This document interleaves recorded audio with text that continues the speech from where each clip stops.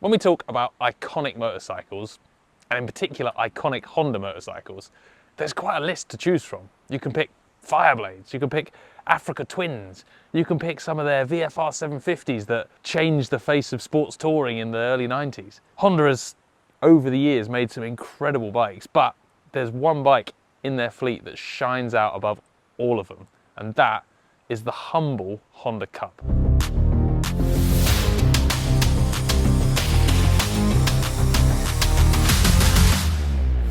Now the Honda Cub has a few pretty impressive accolades. It is the most produced motorcycle of all time. In 2017, Honda had built 100 million Cubs in various variants over the years. 100 million Cubs. That's a ridiculous number of bikes. They've been building them since 1958, and they were built effectively to bring motorcycling to everyone. That was there's lots of stories about it. There's lots of fabulous old phrases about they wanted them to be able to be ridden one-handed while holding a pack of noodles. If you look up and do some history research on the birth of the Cub, there's some brilliant little nuggets in there. But they built them to make bikes accessible to everyone, to be cheap to run, easy to ride, and easy to ride for everyone. There were some brilliant 1960s adverts of ladies in skirts being able to ride them because the motorcycle and the world was a different place back then. It was a slightly less woke, shall we say. So they had all sorts of angles on why everyone can ride a Cub. The US marketing slogan was, "You meet the nicest people on a Honda." But that bike did way more than it was ever intended to. Job number one for the Cub was to sell loads and make motorbikes accessible to absolutely everyone. Big tick, it did that. They do insane miles per gallon, or litres per kilometre if you want to do it the Euro way. They're really reliable, they're really cheap to run, and they're a piece of cake to ride. And that last one brings me to what they did that I don't know if they meant to. As there became more and more Cubs in the world, as they became thrown away, chucked out, people moved on to bigger bikes, you could pretty reliably find a Honda Cub in someone's shed near you. You could find one on a waste ground, you could find one in an old farmer's barn. The number of Cubs just kicking around doing nothing went up and up and up. And that gave rise to a whole new generation of motorcyclists who got their first taste of two wheels hacking one of these around a field. You'd cut the leg shields off, you'd rip bits off you didn't need, you'd lose the key and hotwire the ignition. I mean, I think there were plenty of people who never had the key for them, which, even if it's a Cub, still shit nicking bikes. Don't do it. But even so, loads of people got their first taste of motorcycling on one of these. Get on, rag the life out of it, put a massive smile on your face. I love the Cub. I think it is a phenomenal bit of kit, and I've been through more than my fair share. I actually rode a Cub 90 with my dad. We took two of them for a lap of the UK, Dover, John O'Groats, Land's End, Dover, and we did it in 98 hours. The reason we took Cubs, they were cheap and we could afford to pay the fuel to do such a stupid trip. Simple as that. And we had such a riot bouncing around in perfect synchronization on the bouncy old suspension as we rode hours and hours and hours, absolutely flat out, only stopping for fuel and a top up of oil from time to time. Mine caught fire halfway down the leg from Scotland back down to Cornwall. My dad put the fire out, I ran away and hid because I'm brave like that.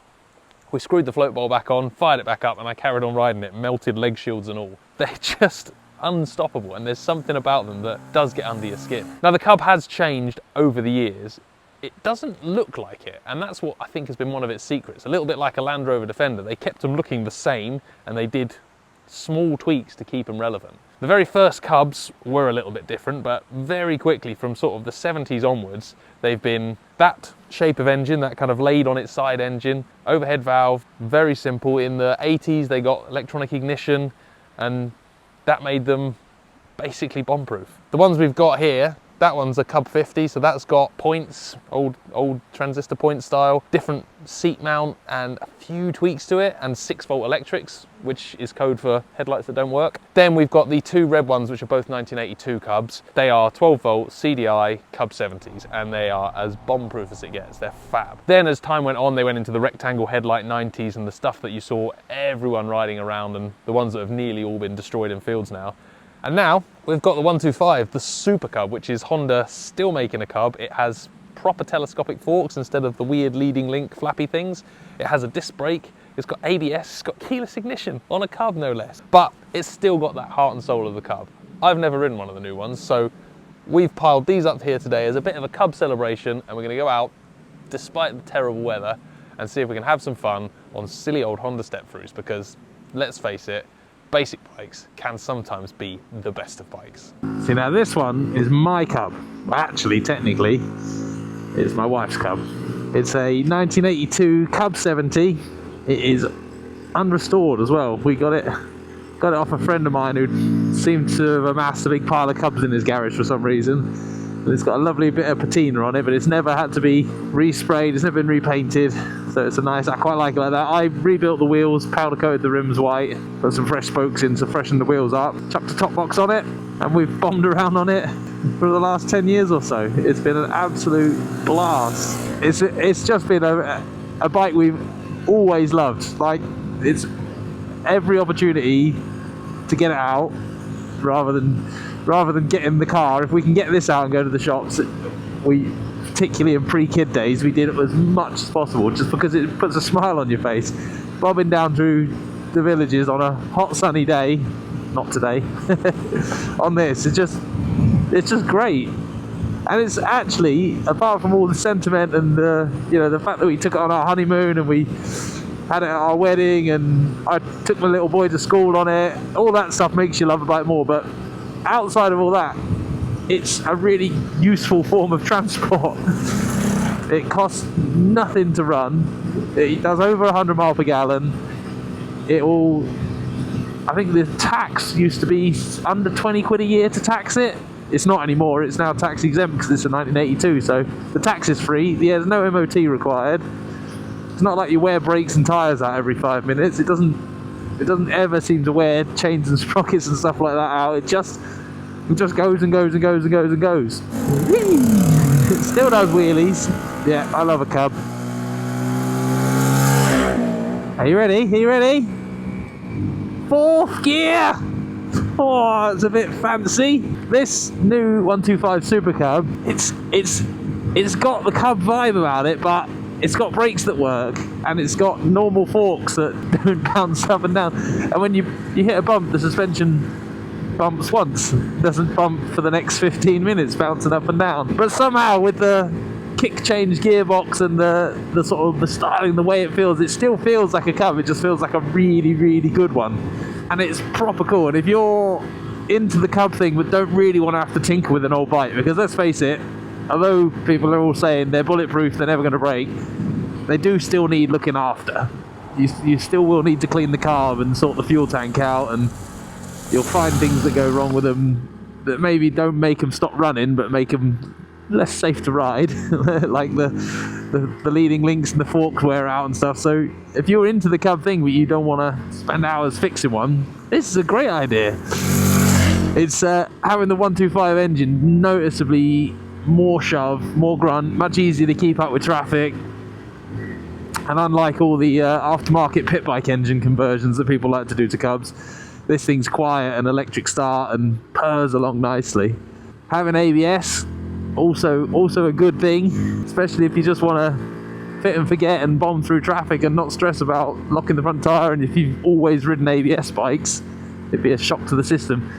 The old Cubs, in fairness, have ABS as well. The brake is so terrible it will never lock the front tyre unless you're hanging off it with all 4 fingers. I think this is an awesome thing that the Cub still exists. Honda still produces the Cub. Sure, it's grown up, sure it's got more gears and more horsepower and better brakes and suspension than it ever had, but it's still in essence a Honda Cub. That formula they came up with in 1950s, bringing that first one out late 50s, I love that that's still a thing. Long live the Cub. See, even in the miserable grey, drizzly, freezing cold weather, motorbikes still put a smile on your face. I was fully grumpy this morning, and I've been out on that and the Cub 70, and I'm grinning my head off now. I can't feel my fingers, and I've got wet pants, but I've had a mega ride. New Cub, I love it actually. It's very, very different to the old 70s. You know, you haven't got that rising rate linkage on the front suspension. You haven't got that same kind of constant squeaking and bouncing up and down. It doesn't feel like the wheels are going to fall into every single rut. What they've done is they've got rid of the bits that made it hard to ride by modern bike standards and kind of kept the Cub styling and kept the kind of kick through gearbox, and the feeling of the Cub, but they've definitely modernised it a lot. That said, the 125 engine makes riding in modern traffic much, much easier. On the 70s, if you're on busy roads, fast roads, you definitely feel pretty exposed. On this, you can whiz along at 60 mile an hour fairly easily, as long as you're not going up a steep hill. And yeah, it's great. And I love most of all that the Cub still exists. I love that after, how many years, 60? 1958, 60, 70 years, something like that. We still have Cubs, and Honda are still producing them, and they're still actually a really good form of transport. And more than a good form of transport, they're cool, they're funky, and they've got their own little kind of style to them. I like that. I did read somewhere that Honda has got a copyright on the 3D shape of the Cub.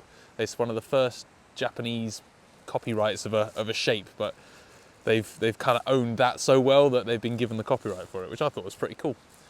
Random little Cub fact. But yeah, that's all for us for now. However, this old Cub 50 has been cluttering up the back of my garage for a long time. I got it off a mate who had it for years, decided to rattle can it black. We've all made mistakes in our lives, haven't we?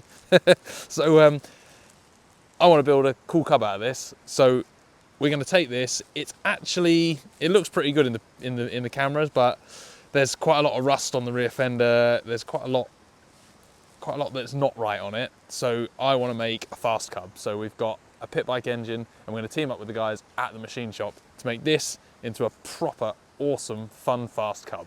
Stay tuned for that, coming up soon.